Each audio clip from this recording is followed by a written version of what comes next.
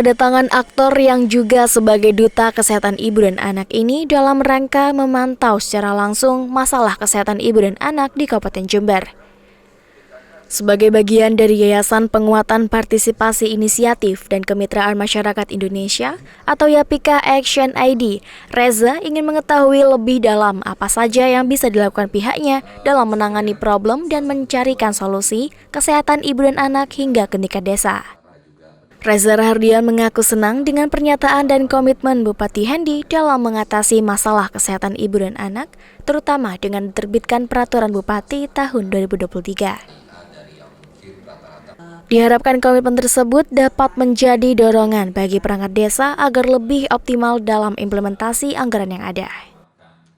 Membicarakan mengenai bagaimana sih sebenarnya kita meningkatkan pemanfaatan dari anggaran dana desa yang fokusnya tentu terhadap program KIA itu sendiri, penekanan angka stunting, kemudian soal program PMT, pemberian makanan tambahan, lalu melihat langsung bagaimana sebenarnya tata kelola dari pemberian program PMT ini dari yang mulai penyuluhan sampai kemudian pemulihan sampai pemulihan. Sebenarnya kan fokus utamanya adalah di pemulihannya. Nah, ini gimana sih untuk bisa running dengan lebih baik? Tentu ini semua tidak akan bisa dilepas dari seluruh perangkat yang ada pada Kabupaten Jember. Oleh sebab itu, kemudian kami memutuskan untuk bisa bertemu dengan Pak Bupati, menyampaikan ini, dan moga-moga kalau tadi sih Pak Bupati sudah berkomitmen, saya senang sekali bahwa perbuknya akan diterbitkan, kemudian memastikan anggarannya dinaikkan paling tidak ke angka 5-7%. Saya rasa ini upaya dan komitmen yang sangat patut diapresiasi, dan mudah-mudahan ini menjadi dorongan untuk teman-teman di tingkat desa juga bisa lebih optimal dalam implementasi anggaran tersebut.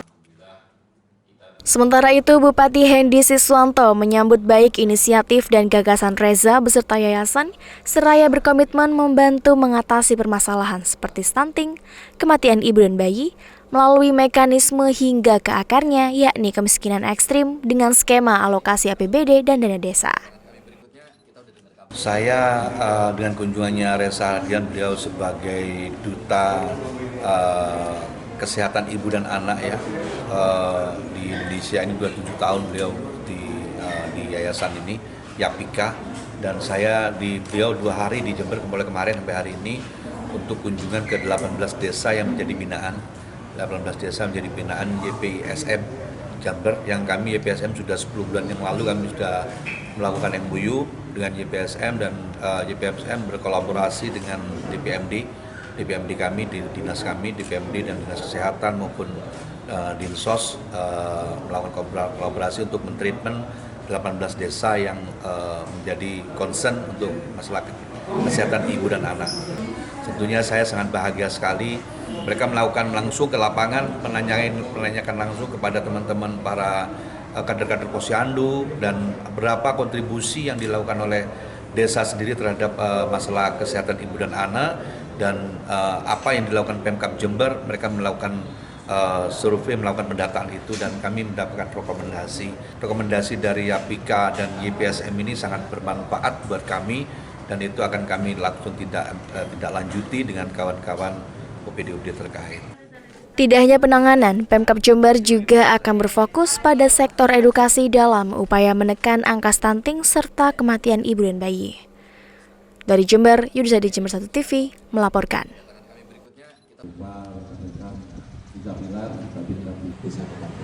Di Balai Desa Kepanjen Gumukmas, kedatangan puluhan perwakilan warga setempat ini diterima oleh Muspika Gumukmas dan Kasat Sabara Polres Jember, TNI Polri, dan Satpol PP.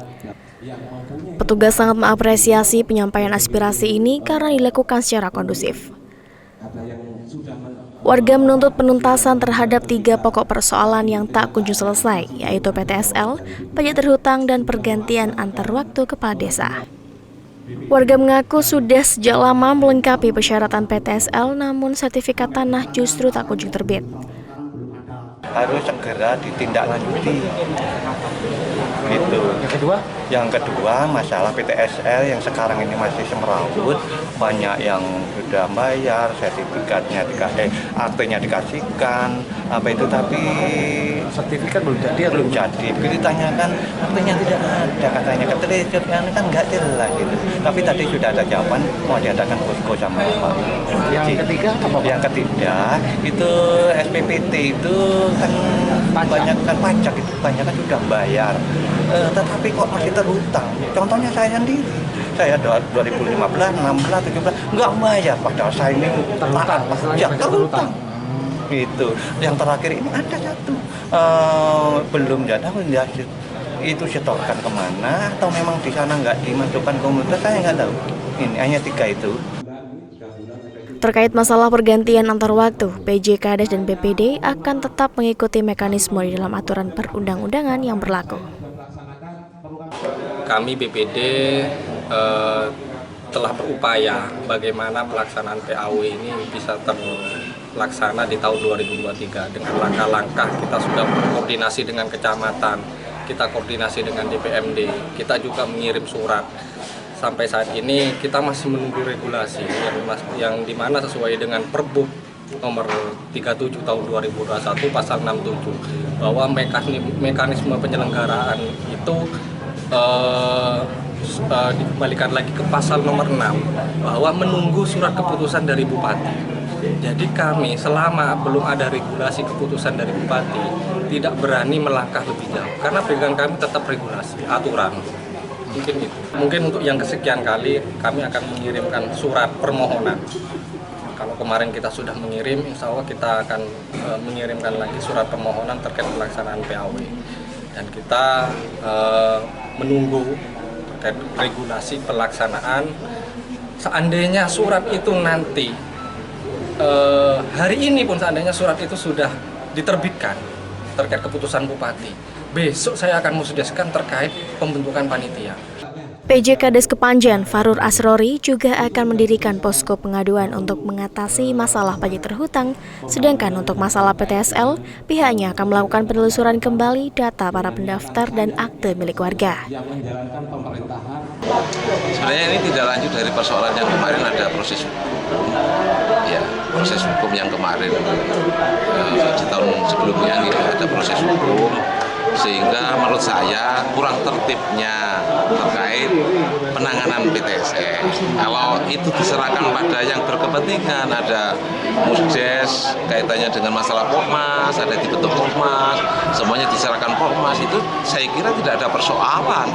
Yang menjadi persoalan karena Polmasnya dalam konteks ini tidak menangani secara langsung, ditangani dewi-dewi sehingga menjadi rancu, sehingga tidak misalnya masyarakat menyetorkan PPAT atau akte itu namanya yang menerima juga tidak jelas. Oleh karena itu memang terkait dengan masalah PTSL di Kepanjen ini memang sangat-sangat menurut saya masih tidak terkoordinasi dengan baik. Dari Kepanjen Gumuk Mas, Sugito Jembatu TV melaporkan. Ratusan mahasiswa yang tergabung dalam Pergerakan Mahasiswa Islam Indonesia atau PMII Cabang Jember melakukan aksi demonstrasi di DPR dan Pemkab Jember Kamis pagi. Ratusan pendemo ini menuntut agar rencana detail tata ruang atau RDTR dihentikan pembahasannya. Pasalnya aturan yang menjadi rujukan yaitu rencana tata ruang wilayah atau RTRW belum selesai direvisi. Hal tersebut berkaitan erat dengan kelestarian lingkungan yang ada di Kabupaten Jember, seperti pertambangan yang mengancam sektor pertanian di Jember, tambak udang, dan lain sebagainya. Terkait dengan aksi kali ini, PMII menuntut untuk menghentikan proses pembahasan RDTR karena RTRW masih belum selesai. Kedua, kita menuntut Pemkab untuk memberikan draft yang kemudian dikirim ke Provinsi Jawa Timur. Karena dalam proses penyusunan kemarin kita menemukan kejanggalan-kejanggalan, pun juga terkait dengan aspirasi kita yang tidak diakomodir dalam forum konsultasi publik itu. Kemudian yang ketiga adalah kita menuntut Pemkab untuk memfungsikan KLHS sebagaimana mestinya. Karena informasi yang kemudian kita dapat adalah KLHS ini kemudian menyesuaikan RTRW. Ya, itu kekecewaan kita juga bahwa aksi kali ini kita tidak ditemui langsung oleh Bupati, tapi hanya ditemui oleh kepala dinas ataupun dari asisten bupati. Tindak lanjutnya dari PMI sendiri? Tindak lanjutnya hari Senin kita akan menindaklanjuti di Dinas Cipta Karya terkait dengan hasil aksi hari ini. Selain menuntut dihentikan pembahasan RDTR, PMII Jember juga menuntut agar DPRD Jember mengawasi revisi RT/RW, mengembalikan fungsi kajian lingkungan hidup strategis atau KLHS. Pemkab Jember membuka pada publik draft revisi RT/RW dan menghapus klausul pertambangan di wilayah Kabupaten Jember. Dari Jember, Yudhisa di Jember 1 TV melaporkan.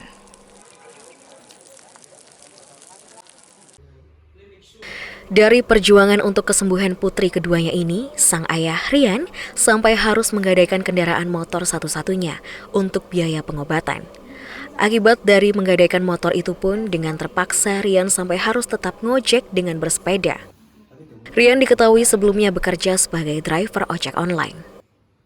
Rian mengaku dirinya terpaksa menggadaikan motor karena tidak ada anggaran lagi untuk berobat dan biaya hidup sehari-hari. Apalagi pengobatan harus dilakukan di luar kota Jember, tepatnya di Rumah Sakit Islam Jamur Sari, Surabaya. Terkait sakit yang dialami putrinya, berawal dari sakit yang diderita sekitar bulan Januari 2023 lalu. Saat itu kondisi tubuh anaknya dianggap normal. Namun, mendadak balita malang tersebut mengeluh sakit di sekitar perut. Keluarga yang tinggal di perumahan Puri Bunga Nirwana 2, klaster Jembaran A3, Kecamatan Sumbersari ini mengaku saat ini memang sangat membutuhkan bantuan agar pengobatan anaknya segera bisa diatasi.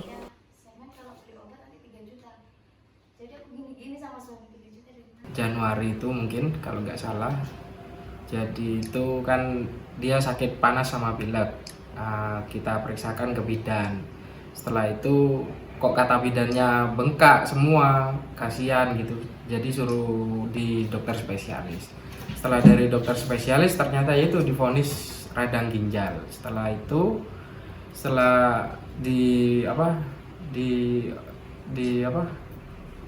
dirawat selama 1 bulan di sana, ternyata nggak ada perkembangan, jadi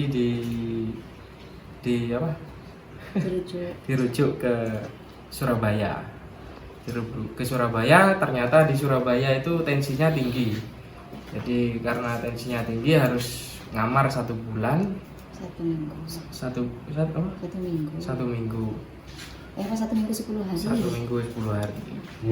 Setelah itu akhirnya diputuskan harus kontrol setiap bulan dan meminum obat itu. Jadi treatment obatnya itu selama 6 bulan.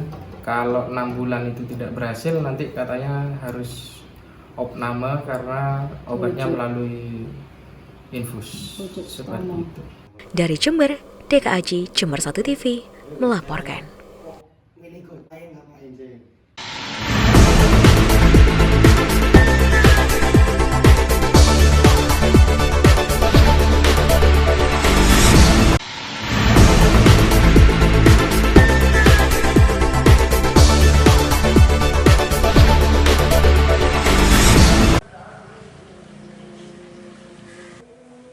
Seperti yang terlihat di salah satu penjual hewan kurban di wilayah Desa Sukorambi ini misalnya.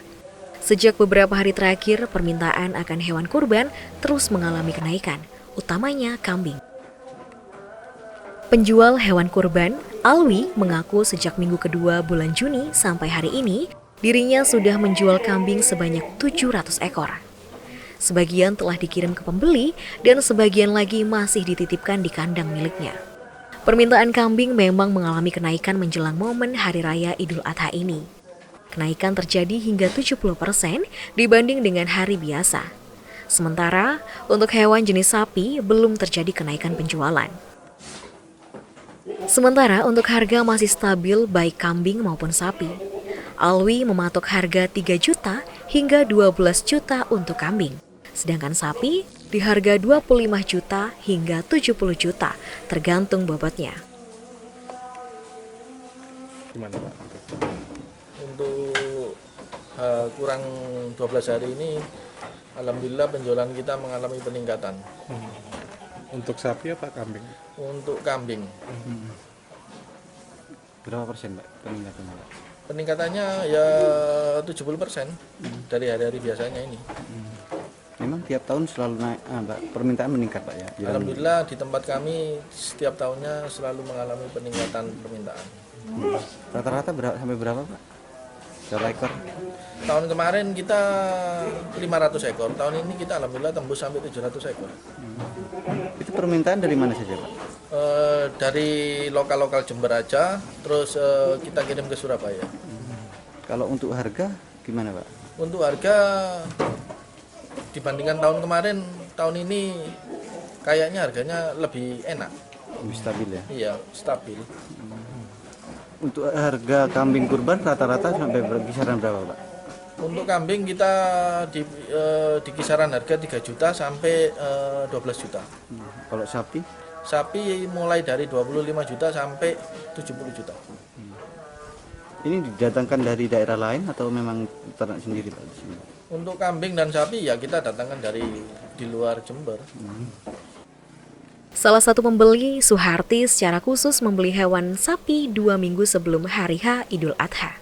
Karena harganya masih stabil, belum ada kenaikan. Suharti pun memilih hewan sapi jenis limosin untuk merayakan Idul Adha tahun ini, dengan alasan memiliki postur yang besar dan daging yang banyak. Buat apa nanti? Buat korban. Beli berapa ini? 3. Beli yang harga berapa ini? 50, 30, 40. Gimana harganya? Terjangkau atau gimana? Menurut Ibu terjangkau? Iya. Nantinya dibuat kurban itu dibagikan ke siapa? Ke warga. Memang sering Bu, rutin nih? Iya, rutin tiap tahun. Tiap tahun berapa ekor biasanya Bu? Ya 3, 2. Peningkatan permintaan hewan kurban ini diprediksi akan terus naik hingga hari terakhir menjelang Idul Adha. Dari Jember, Yudis Adi, Jember 1 TV melaporkan.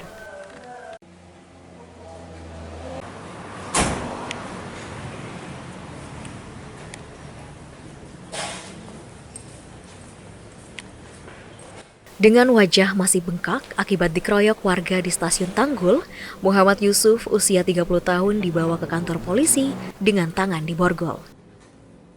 Saat diperiksa, warga RT 2, RW 2 Desa Darungan Kecamatan Tanggul ini mengakui segala perbuatannya. Bahwa selain membawa gitar, ia yang bekerja sebagai pengamen tersebut juga membekali diri dengan senjata tajam berbentuk pisau kerambit. Bahkan saat berselisih dengan warga bernama Ahmad Afif, Muhammad Yusuf menyerang korban dengan senjata tajam, sehingga korban terkena sabetan di bagian paha.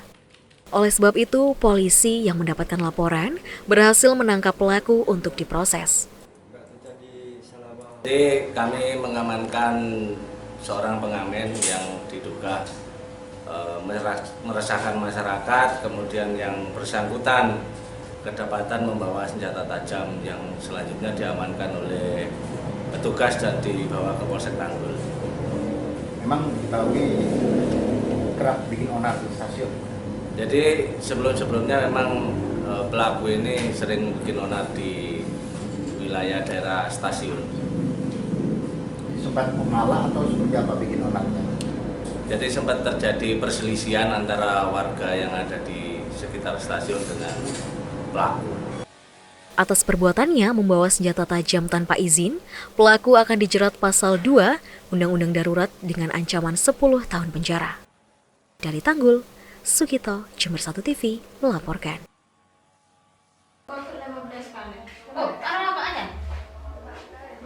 Tampak kaum perempuan di desa Tegalwaru setiap harinya sibuk memproduksi batik mulai pagi hingga sore hari setelah melakukan tugasnya di rumah sebagai ibu rumah tangga.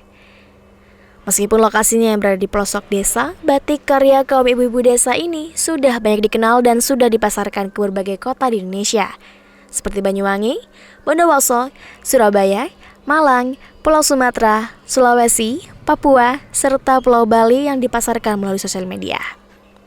Selain menonjolkan motif kopi dan daun tembakau, batik yang dijual mulai harga Rp150.000 hingga Rp700.000 per potongnya ini juga menonjolkan motif batik Nusantara yang memadukan antara potensi dan budaya daerah. Setiap bulannya, batik Sekarwaru kini mampu meraup omset antara 30 hingga 50 juta rupiah. Alhamdulillah kalau pemasaran kita sudah seluruh Indonesia, seperti di Papua, Sumatera, Kalimantan, Lombok, NTT, Bali, Jogja, dan seluruh Indonesia kita bisa menjangkau dengan promo di media sosial itu. Kalau andalan kita itu sendiri, yang pertama kita mengusung khas Jember, karena asal kita dari Jember. Terus yang kedua, motif Nusantara yang mencakup motif seluruh Indonesia. Yang ketiga, kita bisa custom atau request dari pelanggan itu sendiri. Jadi bebas mau motif apa saja. Untuk motifnya bermacam-macam ya. Pastinya kalau untuk pilihan tersedia semua. Itu di samping ini jadi salah satu contoh untuk batiknya. Untuk kain juga bagus, adem kalau dipakai. Agar karya batiknya terus berkembang dan dapat menjangkau pasar yang lebih luas lagi, para batik Desa Tegalwaru ini terus berupaya mengembangkan desain dan motif batiknya, termasuk perpaduan warna yang dapat mencakup semua kalangan, termasuk kalangan anak muda atau milenial. Dengan terus berkembangnya kerajinan batik ini, diharapkan juga bisa memberikan dampak positif bagi perekonomian warga setempat dan mengurangi angka pengangguran di desa. Dari Jember, Yudhistira Jember 1 TV melaporkan.